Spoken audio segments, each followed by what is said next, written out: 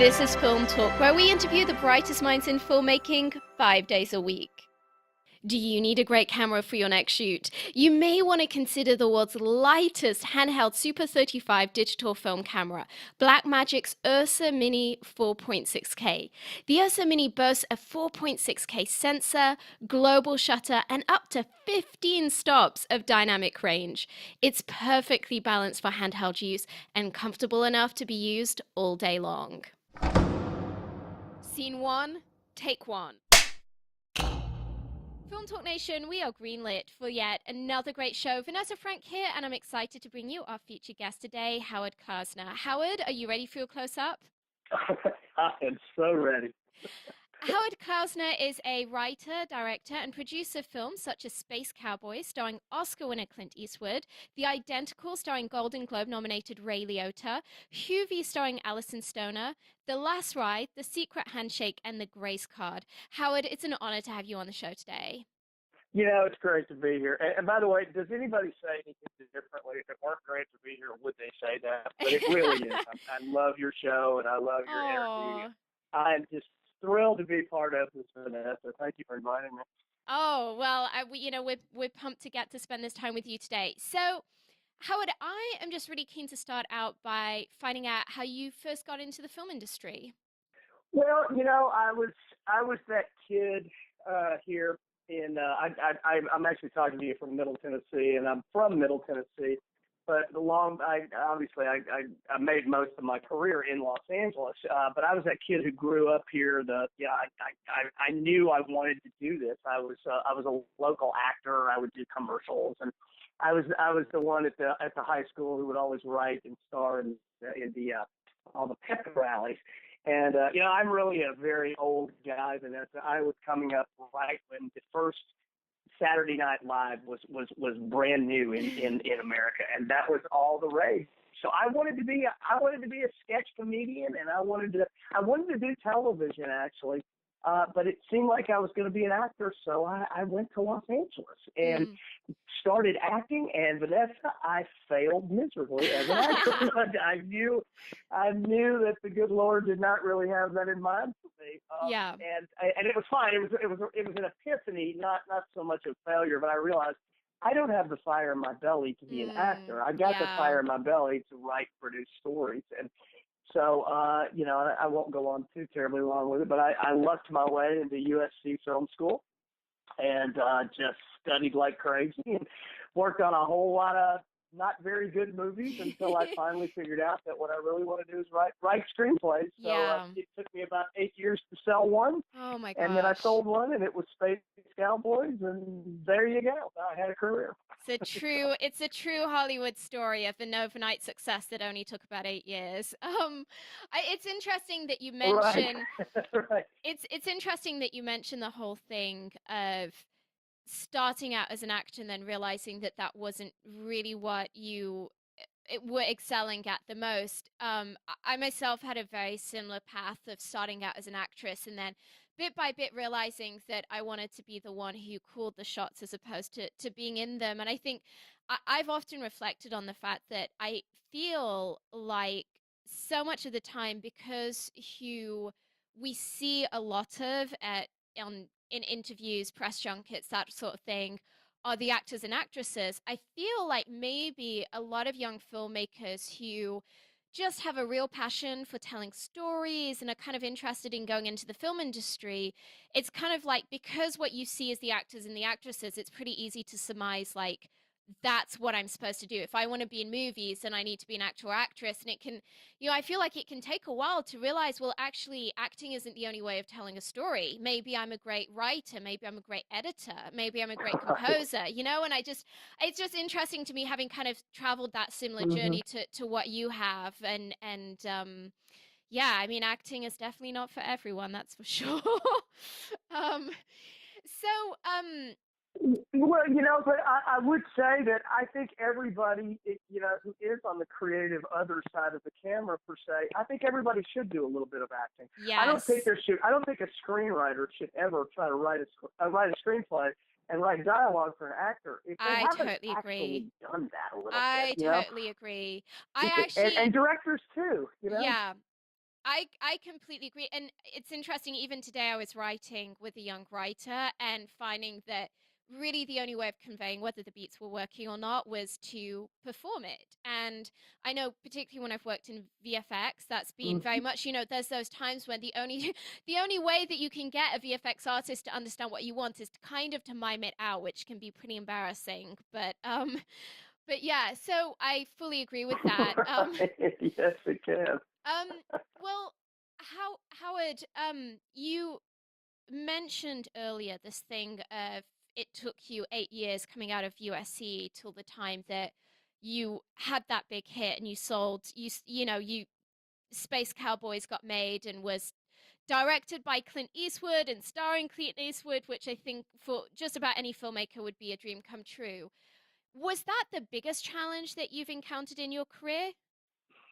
Oh, there's no doubt about it. I Yeah. mean, I've been working now, pretty steadily for 20 years, and I remember, Vanessa, my agent told me that we went to the set on the first day, and it was my first sale. It was my first movie Wow. that had gotten made. And this is an $80 million Warner Oh Brothers my movie. This is gosh. not a small thing. No. But I will never forget, though. He turned to me and and I was writing it with a partner at the time, my friend Ken Kaufman, and he said, "Boys, I just want you to know something.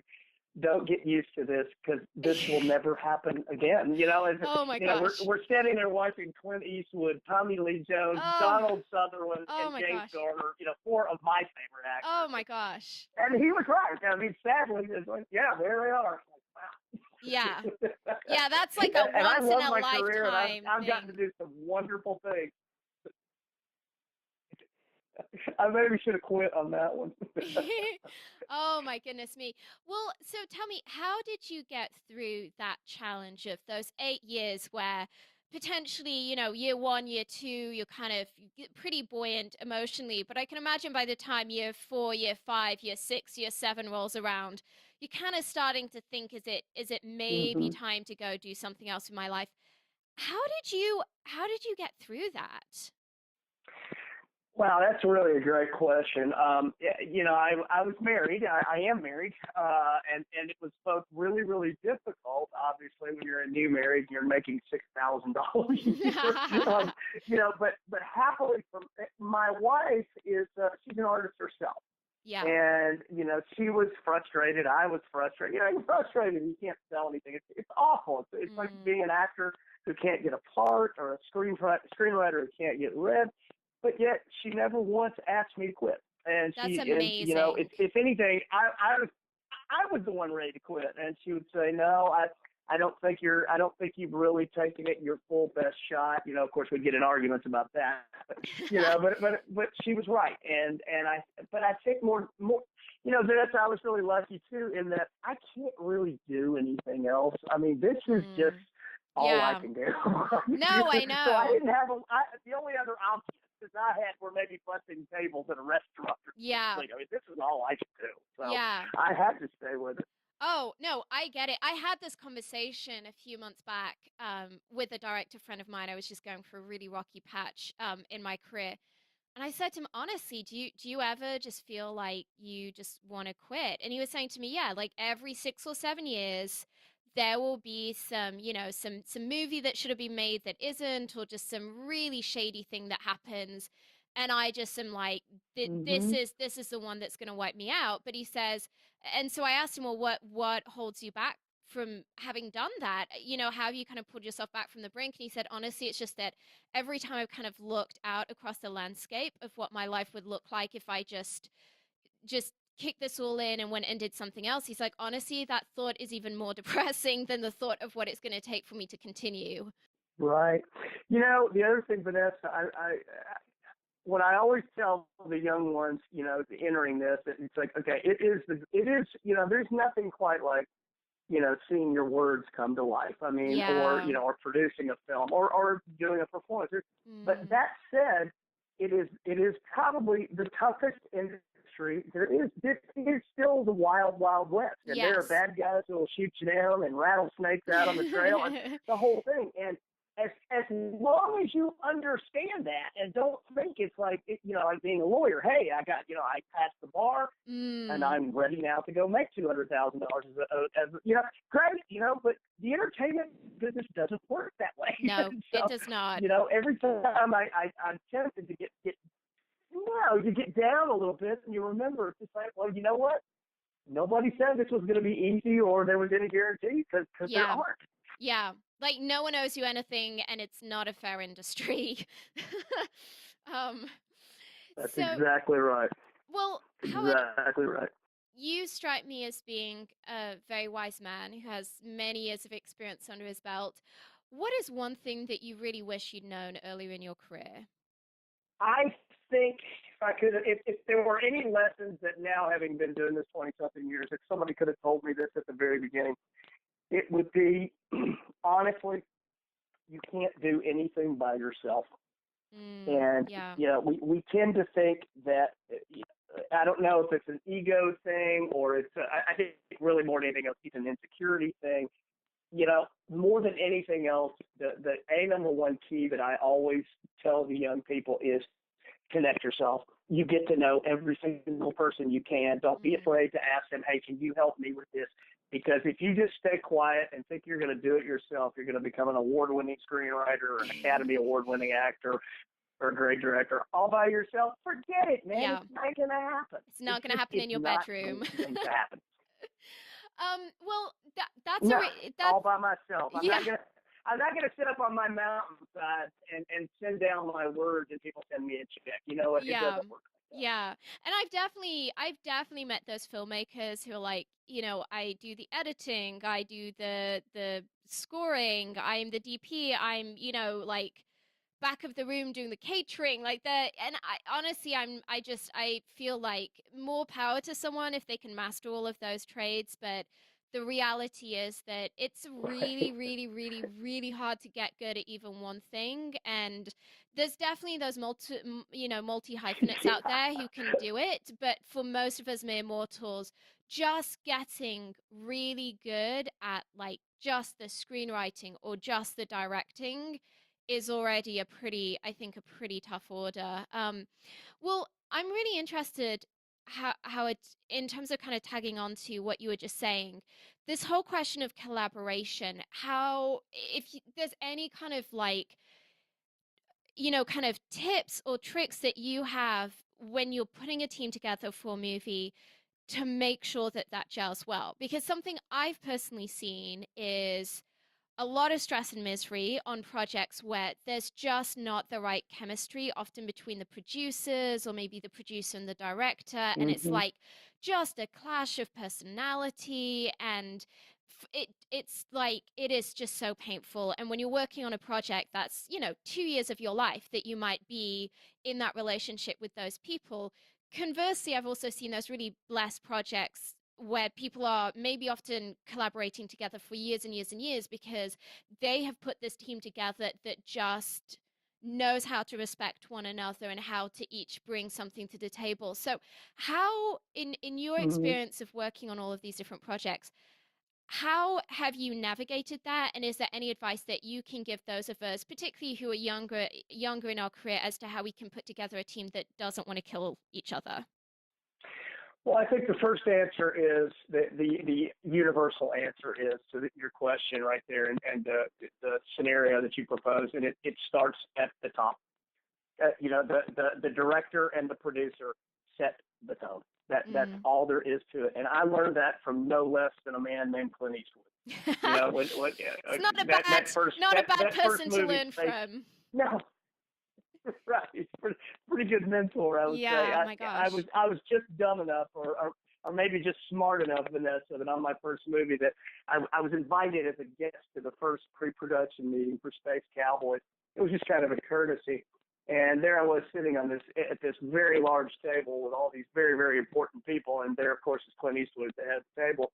And there was a lull in the conversation. And I said, Mr. Eastwood, I know this may not be something regular, but do you mind if I just hang out and watch you shoot the movie that I wrote? Mm. And you could have heard a pin drop at that table because that's just not something that you would ask. No. And I love, No. here's his answer. His answer was, he said, well, nobody's ever had the stones to ask me that before. So he actually allowed me to do that. No. And so Oh my Vanessa, gosh. for a year and a half of my life, I drove to the set at Warner Brothers or the editing room, and I just wanted to drink in every single thing that man did. And let me Yeah. tell you, the answer to the question you just gave me is what I learned more than anything else is, and he told me every chance I got, I would ask him a question. You know, I didn't want to pester him. Well, that's rule number one: don't pester people if you're on set. But Yeah. if I was near him and I got a chance to ask him a question, I literally asked him this question one day.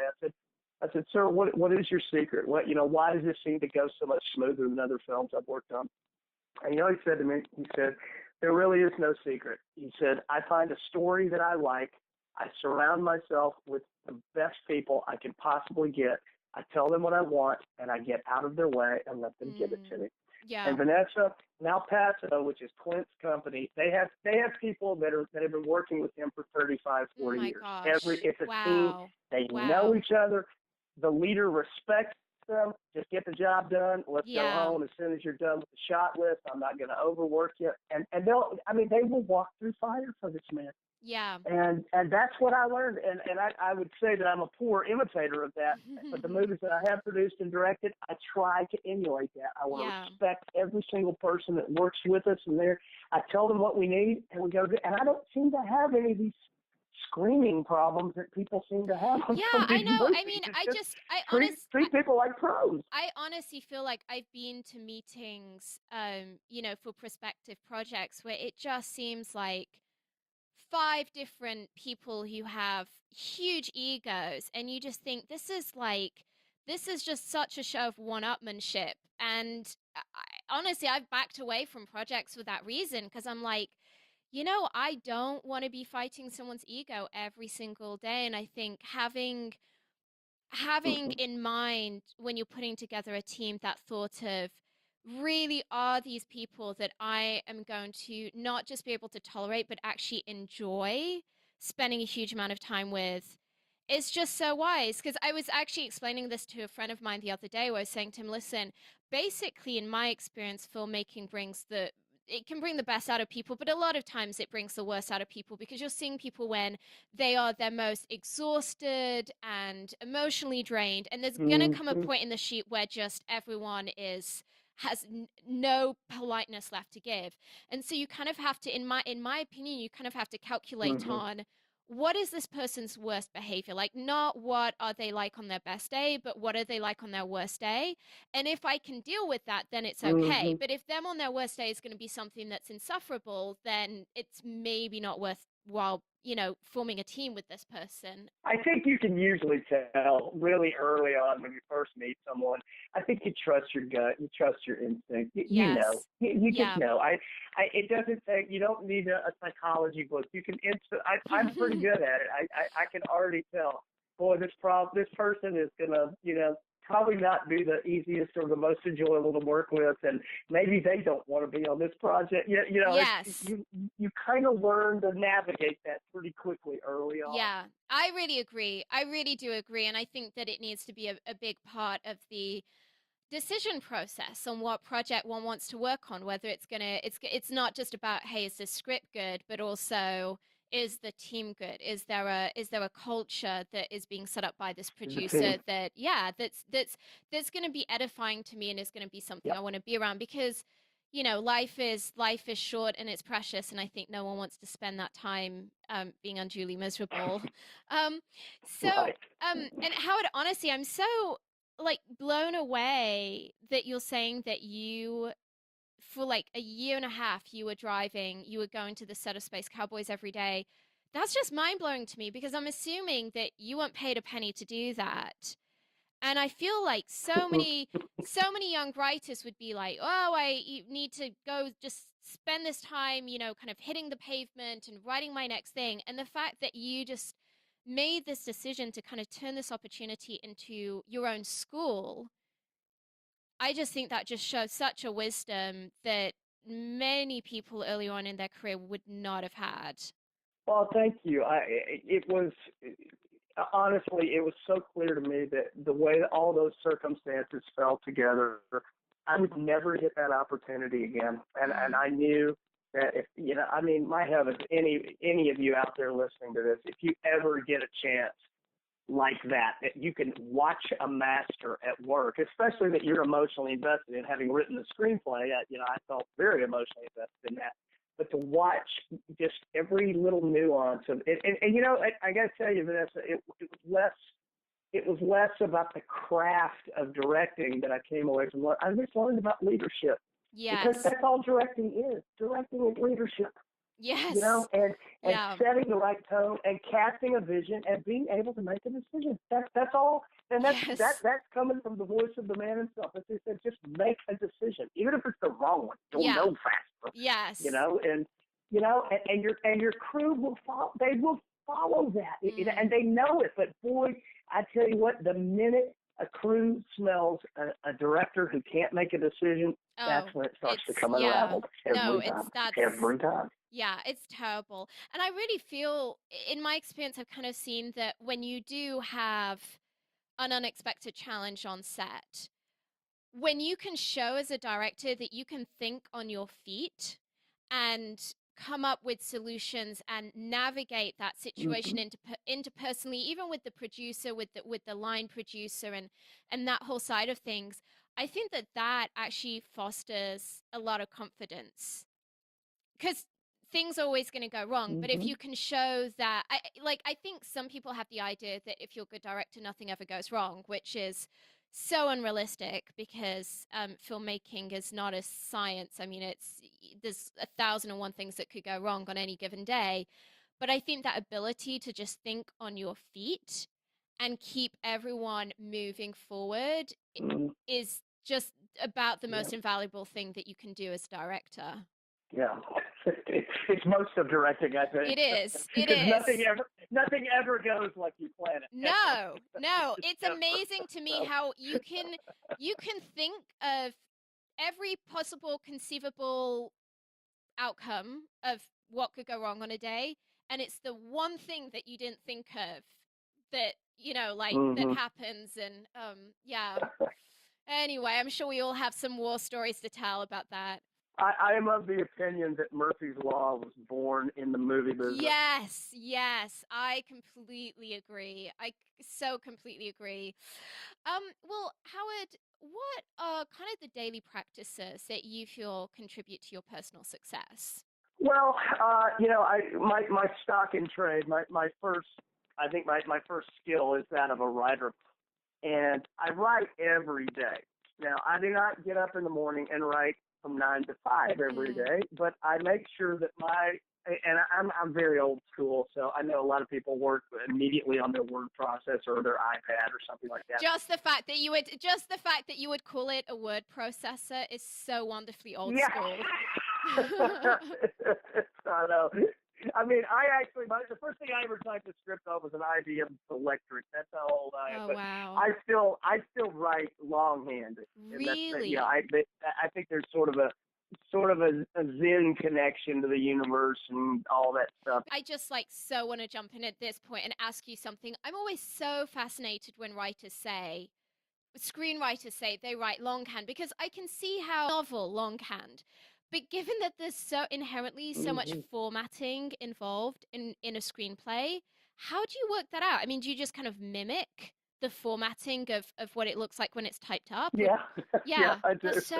that's crazy. I could tell you mathematically what how I can look. I can write on a college ruled spiral notebook and tell you exactly that's going to be 2/3 of a page. I know it. I've been doing it for so long, Yes. and I write in format. I write a slug line. I write my action, and then I write my dialogue in the middle like that. And it's just I think the form is just so ingrained in me that's just kind of that thing I do. And a lot of times, and this when I speak to writers groups, everybody's got their own process. So mine is not the definitive process. It's the definitive process for me. Mm. But I think a lot of young writers, the mistake they make is they begin everything they write just by writing fade in and writing in their final draft program. Like, whether it doesn't matter how you write something, but you need to really spend some time free writing. What's the Yes. story you're telling? Who is this character? What kind of car do they drive? What were they like when they were 10 years old? Mm. If you don't intimately know your characters and the world you're in, that's how I can always tell this screenplay is written by an amateur. And I don't mean that Mm. mean. You can just tell. Yeah, the time hasn't been put in. Yeah. I mean, I should be able to read a screenplay if I'm reading a screenplay. If a screenplay is well written, it's like reading a really good short novel, and I know my character. I'm in. I don't have to flip back and forth and go, wait a minute, what was his name again? Oh, Yes. I don't have to do Yeah, that, because and you're that's writing about a I think friend. that just takes time. But so, I know that this is like completely just picking at like a random detail of what you've just said, but just because it's so mind blowing to me that that someone would write a screenplay longhand.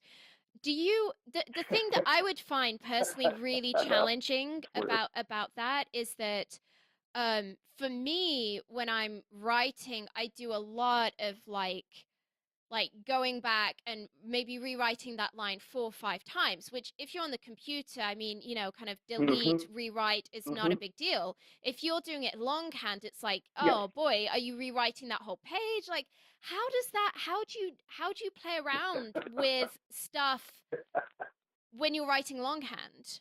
Well, it's a mess. I used to fantasize that I could just write these things in longhand and then just give them to a typist. Yes. Back in the day, Wouldn't that that's be what writers amazing? used to do. Oh gosh. But nobody can read what I write anyway. I mean, so it's chicken scratch. I've got stuff all over the place. Well, the actual mechanics of it are, I will write in a spiral notebook, all my free writing, and Mm. I don't really use an outline per se, but I know what happens in the first, second, and third act, and it's just sort of this very organic process. I know when I'm ready. The outline to me kind of puts me in a box, but I basically know the scenes I'm about to write. But that's it. It's just the mechanics of what you're asking. I actually write in a notebook, in a notebook, 3-ring binder, and on the right, I'm writing that. If I come up with something that's better, a better line, I write on the back of the other page over on the left.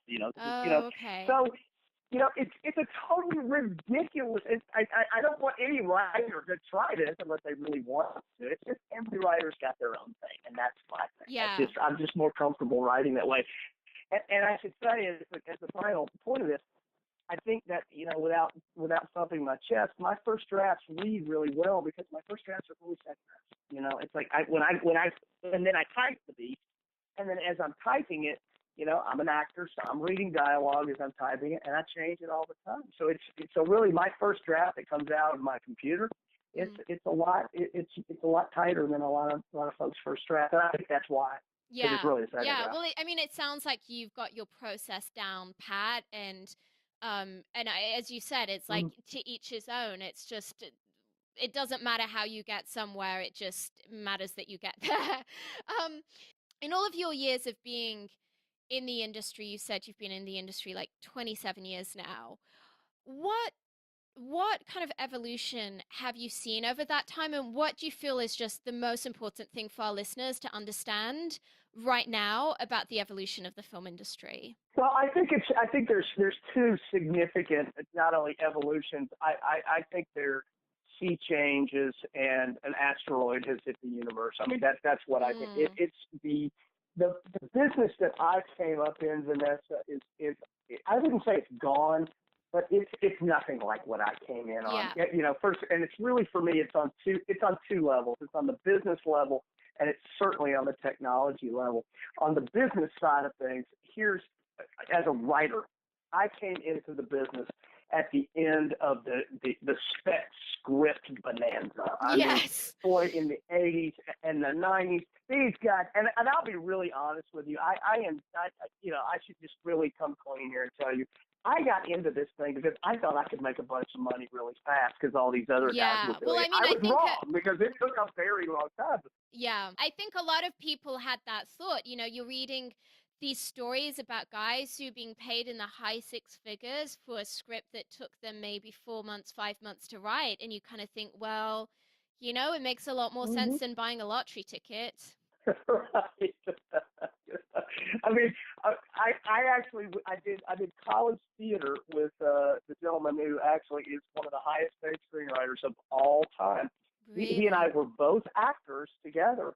A guy by the name of Shane Black, Oh, and wow. Google him and watch your eyes go.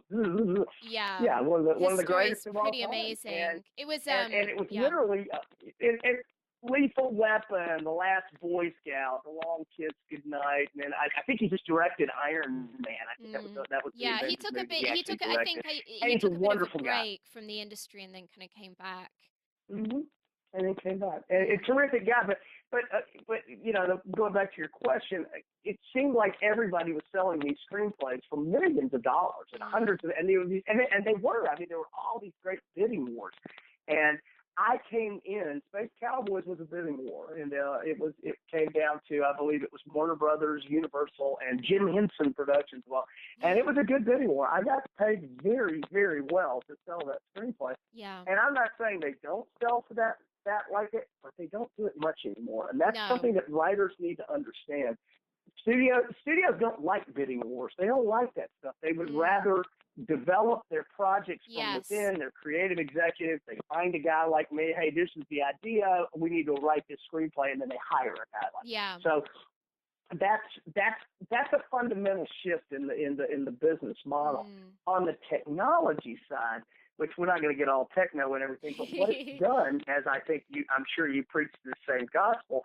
I tell so many people when they say, "Well, I want to be a screenwriter," and if I interview them long enough, I can figure out you really don't want to be a screenwriter. What you really want to do is produce and direct, don't you? And Yes. so many people, I'd say 7 out of 10, the answer is yes. Well, guess Really? what? Wow. Nowadays, with an iPhone and a Mac and an internet connection, a billion people can see something you make. So I think that is. I don't think we've really sorted out what this really truly means. But what it really means is these are opportunities that I didn't have as a kid. And I think, Yes. if you can go make something, throw it up on YouTube, get your friends to watch it, no matter what it is, I think, by heavens, you're making movies. Isn't that Yeah. what screenwriting is anyway? It's just architecture for the building. Go ahead, build the building. Yeah. Go ahead, Absolutely. and that was not possible, before 1999. It just was Yeah. not possible. Yeah. Yeah, it's brave new world. Well, Howard, we're about to enter our final act in which we're Yeah. going to be getting some of your top recommendations. But before we do so, let's take a moment to thank our sponsors. When you're putting together that masterpiece movie, the coloring is a major creative decision. It can make the difference between whether the audience interprets your story as warm, cold, dark, or light, and it can help define the genre of the film. Here's a quick tip. Horror movies tend to have blue tones, romantic comedies tend to have warm tones, apocalyptic movies tend to be grey and washed out, movies in which reality is off kilter tend to have green tones, and action movies tend to feature a lot of teal and orange, particularly in their artwork. The Emmy Award winning Da Vinci Resolve from Blackmagic will help you get that perfect color for your next production. The Da Vinci Resolve 12 combines professional non-linear video editing with the world's most advanced color corrector, so you can now edit, color correct, finish, and deliver all from one system. The DaVinci Resolve is completely scalable and resolution independent, so it can be used on set, in a small studio, or integrated into the largest Hollywood production pipeline. From creative editing and multi-camera television production to high-end finishing and color correction, only DaVinci Resolve features the creative tools, compatibility, speed, and legendary image quality that you need to manage your entire workflow, which is why it is the #1 solution used on Hollywood feature films. Howard, welcome to the final act where you'll be sharing incredible resources and mind-blowing answers. Are you ready? I'm so ready. If you had just one movie to stake your entire career on, what kind of movie would it be and what talent would you want attached? You mean a movie that I would write? Yeah, dream project. Write, direct, and produce. Is that what you're saying? Yeah, I mean, if Okay, if my there was like dream one project. dream project. Well, my dream project would be probably the best script I've ever written, Vanessa, and I'll try not to make it a long and boring story, but it was the best script I've ever written. Even now, this was right before I sold Space Cowboys. It was a thriller. It's a true story. It's an American FBI agent who has stumbled onto the fact that the Pope. We had a Pope for 33 days. I don't know if people know that in Yes, 1978, and people from I believe you're from the UK. I hope I I'm not am. wrong. If you're I Australian, am. I always get that accent messed. But I okay, have a well, strange everybody on I your have a side of the strange pond is accent pretty. anyway. It's a very nice accent. I Thank just you. sometimes I'll say, "Oh, well, you're from Great Britain," and look at me, go, "I'm from New Zealand, you idiot," or "I'm from Yes. South Africa." So Yes. it's like being from the South. By the way, when you're from the South, I mean, a Southerner can tell somebody from Virginia to Yeah. Georgia. We're all different, Absolutely. but if you live in California, one Southern accent is the It's same. like the next, yeah. Well, I'm anyway, off you the were subject. saying. So I wrote this really good Vatican thriller about we had a pope in 1978 for 33 days, John Paul the First, and most people who know anything about anything going on are pretty sure that guy got whacked. That guy, and it's a Really. very intriguing story. I love layers of intrigue. And it's a true story, and it's a faith journey. It's a fallen Catholic who's got to basically who stumbled onto this thing and has got to. And anyway, it was probably one of my the greatest thing I ever wrote. I couldn't sell it because nobody would go near the Catholic Church. By the Yeah. way, it's not Gosh. anti-Catholic. It's not anti-Catholic Yes, at but all. If anything, it refreshes it. anything that's a conspiracy theory about the Vatican could be a pretty interesting marketing challenge. Right. Yes, exactly. So I wrote this screenplay for Denzel Washington and Sean Connery. That's how long ago I did write it. And there was some interest in, but it didn't work out. And it's still to this day. I've probably written 35 screenplays since for pay and not for pay, but still, Mm. I always go back in my mind like I really wanted to make that one. Do That's you the feel one like that one day that film will see the light.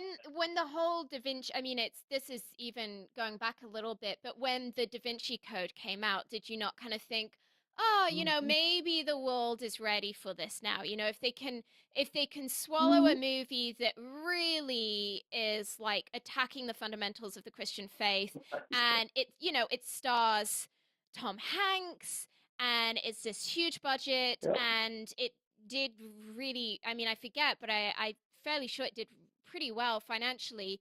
Did you not have that moment where you thought, well, maybe the world has moved on, Oh maybe the yeah. world is ready? Well, I certainly thought so. My agent disagreed, Oh.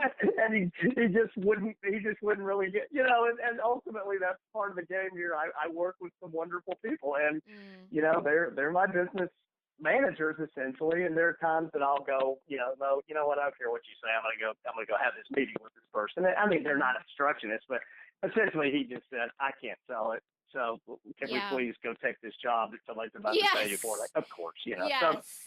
yes, Yeah. I'll follow your lead. Yeah. Well, it's one of those things. So So that's the one. I've heard so many crazy stories in Hollywood of projects that have sat on a shelf for years and years and years gathering dust. And like there was one movie I actually had the opportunity to work on, actually on the kind of the sales team kind of side of things.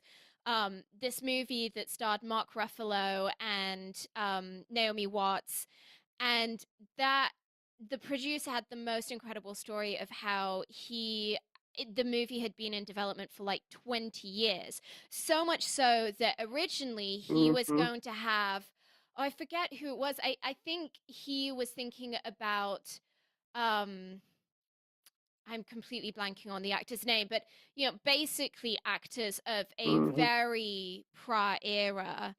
And then by the time the movie finally got funded and into production, it was like, wow, we actually need to hire actors that were pretty much probably in their diapers when we started this process or close to it. And it just that like it Right, blew my mind. right. I was like, how I could not imagine continuing to push the same project for 20 years. I was like, this has to be some kind of a record. I mean, Mm-hmm. if nothing else, so regardless of how good the movie is, Right. this is like a feat of human endurance. So you never know. Maybe even someone's going to be listening to this and they're Mm. going to be like, you know what? You I never know. love this. I love this. So, well, Howard, I see. Is you obviously are a wordsmith, being that you're a writer. Is there a book that you could recommend for our listeners that you have found particularly helpful to yourself as a filmmaker? I there is, and it's the most basic thing.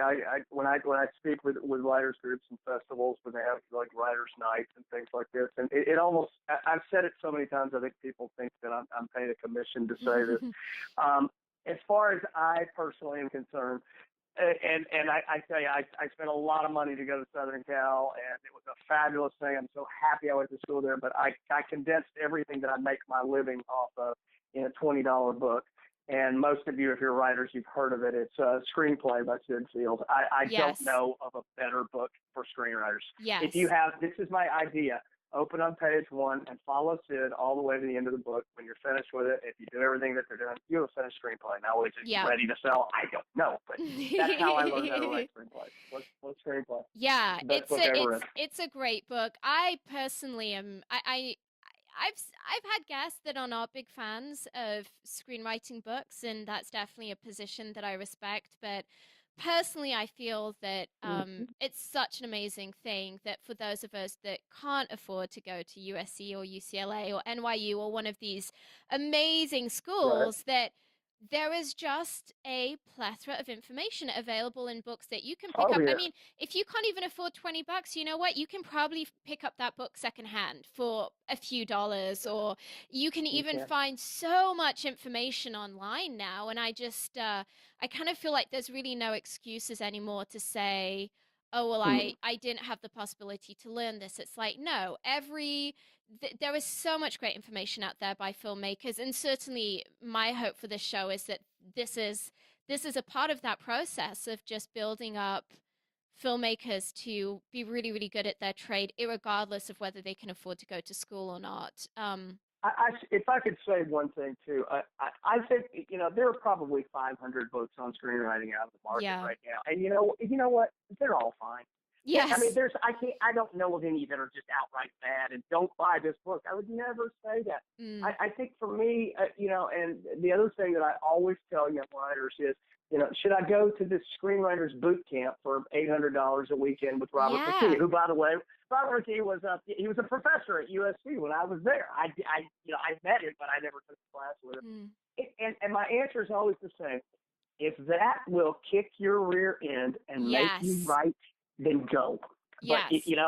it's not exactly what you said. You can figure out how to write a screenplay for free on Google. Yeah, you can Yes. figure it out. It is not rocket science. Yeah. It's I you know. actually I was having this conversation with a young writer recently who was kind of asking me the same question, and I was saying to her, well, listen, there's some fantastic 2 and 3 day courses that I can definitely recommend that you Mhm. look at, be it the Robert McKee course or the Chris Mhm. Vogler course. And you're going to get an amazing experience out of those. But I said to her, what I would really recommend that you do before you jump in the deep end with that is go buy the books of these Right. guys, read them, Right. read it through 4 or 5 times, make a bunch Mhm. of notes, then read it through again, and then go do the course. Because if your first exposure, if you're really that much of a novice and your first exposure is a 3 day intensive, you're not going to remember 95% of what is said because it's all new That's exactly information. right. Whereas if you've done all of that groundwork beforehand, when you get to making that big investment, you're really going to be able to make the most of it because it's the difference between that and the book is that you're going to get to ask the question that's really bugging you that the books can't answer. Right. You're exactly right. You're 100% right. You need to have done that reading beforehand in order to really leverage that situation for all it's worth, because it's not really the time to just be figuring out how to write a log line. I mean, um, Well, yeah. Film Talk Nation, I know that you love audio. To thank you for joining us today, we partnered with our friends over at Audible to offer you a free audiobook. Great titles available include Why Not Me by Mindy Kaling and Your Year of Yes by Shonda Rhimes. If you haven't already done so, you can claim your free audiobook at audibletrial.com/film talk. That's audibletrial.com/film talk. And this link will also be included in today's show notes.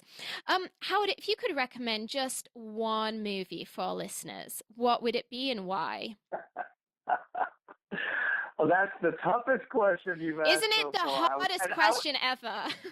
But I have to tell you, I mean, it depends on the day that you would ask me. Yes, There are probably 20 movies that I think that nobody should exit this life not seeing. I I mean, agree. just the classics, the It's a Wonderful Life, and the Gone with the Wind, and The Mm. Godfather. I mean, movie, Chariots of Fire, movies for all time. Yeah. And all the big popcorn movies. But I do have an answer to your question because I have to tell you, I'm a bit of a cynic. I believe I believe that the movie industry, like all arts, have periods. There's in painting there was the realistic period and Yes. the Art Nouveau, that things, Mm. and everything's got an era, and then in between things go flat. I think we've been kind of in a flat period for a while. I There's do as fabulous stuff well. getting made.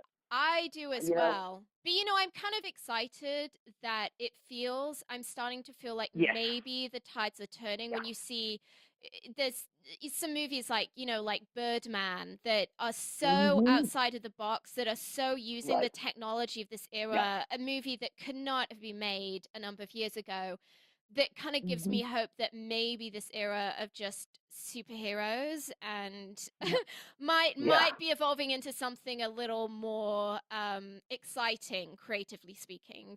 I agree with you. I feel it myself, and I think really for the last 10, 20 years, I sound like the grumpy old man when I say it. I believe the golden age of American cinema was the 1970s. I just don't think we've had Really? better movies in any time, any differently. I mean, there were fabulous movies on either side of that. There's great movies now, but just that was sort of a renaissance in the American Mm. cinema. I think was the 70s. But let me answer your question, because Yes, here's the yes, answer to your yes. question. I wandered into this theater because I heard it was family friendly and I have children. And this was like 5 years ago, and I wasn't expect. I didn't know the first thing about it. And I'm telling you, my mouth dropped open from the first few frames, and I literally wept at the end of the film. And it was Really? the Martin Scorsese. It was the Martin Scorsese movie Hugo. I think it's the best movie I've seen in 25 years. It just Really? stopped me in my tracks. You know what? I'm horrified to admit this. I've not actually seen Hugo yet. So, I'm going to be You taking must. that You recommendation must. very highly. It's funny to me because family friendly and Martin Scorsese is not I two know. things I would, it's like not what jumps to mind. Like, I can't imagine a bunch of development No. executives in a room being like, okay, we need to do something really family friendly. Who's the most family Right. friendly prospect Yeah. in Hollywood? You know what? Yeah. Martin Scorsese. It's No, no, crazy. and I have to tell you that was like, I literally was dragged there by my wife. And I said, well, what? I'm at least curious, like, what is Martin Scorsese going to do that's PG? I mean, I know. It's like okay, Tarantino making a kids movie. yeah, and I thought, well, that's what it's going to be. It's going to be a cheesy kids movie, and Sacha Baron Cohen is in it. Ben Really? Kingsley is in it. I mean, and I don't want to give anything away. It's an allegory for something we're all holding dear in this conversation we're having right now, and that's all I'm going to say. I Mm. insist you go watch that movie. You're going to love this movie, Vanessa. I know it in my core. I know it. I've been given some very strict instructions, so I need to go lock myself in a dark room and watch this Yes, Martin you do. Scorsese's kid movie. Gosh, I don't know. I'm imagining probably all these people listening to this just saying, well, we've known this for years. But for me, at least, that's a revelation. I somehow must have missed realizing that Hugo was a All right. kids movie. Um, Great film. so, Great film.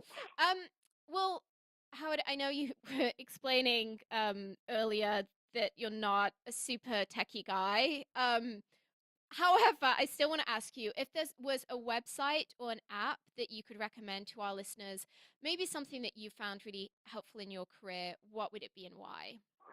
Well, I'm gonna shamelessly shill something that you and I are actually I am not nearly as put together and polished as you are, but Oh, I spend a lot of time, and I mean that in the right way. I mean I spend a lot of time teaching and consulting. People will actually come to my yes. office and say, okay, I want to make a movie, or I want to do this. I want my kid to get a job, and And I'm Howard, I'm if I can just pause you for a moment to yeah, give a little bit of an endorsement. this interview came around because of one such person saying to me, Howard Klausner is absolutely amazing, and how have you not yet connected with him yet? So I have to say I'm an example of someone who connected with you off the back of just word of mouth of someone saying Wow. this Wow. guy Well, is thank you. That's really, really, really really kind to solid hear. Really filmmaking. kind And to hear so that. hopefully if Thank there's you. some people in our audience who need someone like that who can just come in and help them figure out what they're trying to do with a movie, then maybe do you have like a website or Yeah. something like that that you can recommend? Like I mean, Yeah, like your I own, do. do you have like your own website where people can connect with you? Well, and what it is, it's a group of filmmakers who feel exactly like I do. We Mm. want, I'm in Hollywood, they always say, don't give your age. I'm not in Hollywood. I don't care. I'm 65 years old.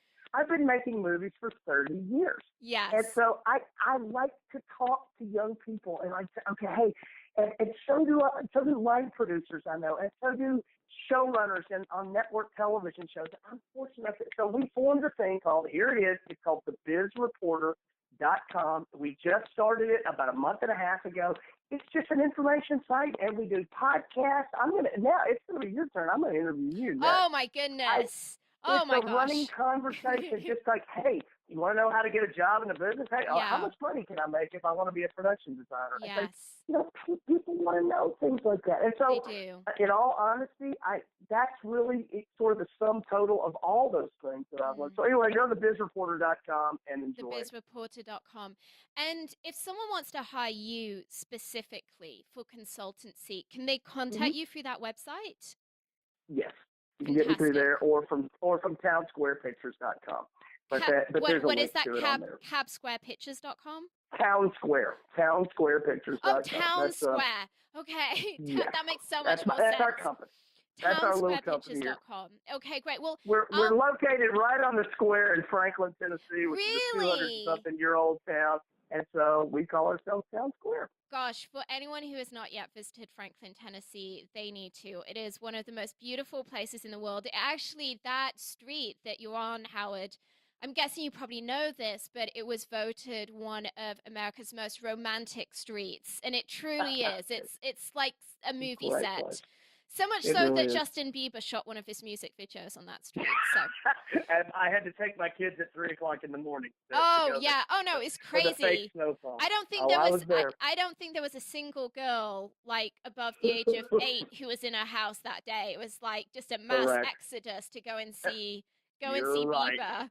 Um, well, Howard, it's time for the martini shot. What parting piece of guidance would you like to share with us? I think the parting piece of guidance is this: know thyself. If you Yeah. really want to work in this business, you have to ask yourself why. Why? Mm. If it's And I'm going to Howard, make a bunch of I have to say sometimes that's like, why? Why, oh God, Mhm. why? why am I doing this? And I still have those days where sometimes I just go, you know what? I could sell insurance and make a lot more money for a Yeah. lot less Oh hassle. yeah. Oh yes. So, but if this is that, I remember somebody told me a long time ago, if there's any way to talk you out of this, I'm going to. Yes. And it was a woman, a wonderful woman at NBC who would just, I was an intern there. And I said, how do I work in this business? And that's what she says. Because if there's any way to talk you out of it, Yeah. I'm about to. Yeah. And then at the end of it, she just said, okay, then you have to identify why you want to do this. And you have to ask yourself that question every single day. Why am I Yeah. doing this? Yeah. And if you have a clear answer that's in your heart and in your head, I'm doing this because this is what I'm called to do. I mean, my personal mission statement is I like to make people feel good. That's why Yeah. I write and produce movies. That's what I'm called to do. Yes. And so if it's clear and compelling like that, the awful days are like, okay, well, good, that one's over. Let's start again tomorrow. If Yeah. you're not clear on it, you're going to go, I don't want to do this anymore. Yeah. I So completely agree with that, you. I had a really interesting interview recently with Christina Lee Storm, who mm, is a terrific producer and production manager who was at Rhythm and Hughes for quite a while. And she was really Hmm. saying that same thing to me when I was like, how are you doing everything you're doing? And you've got, as well, a family, you've got little boys, your mom, your wife.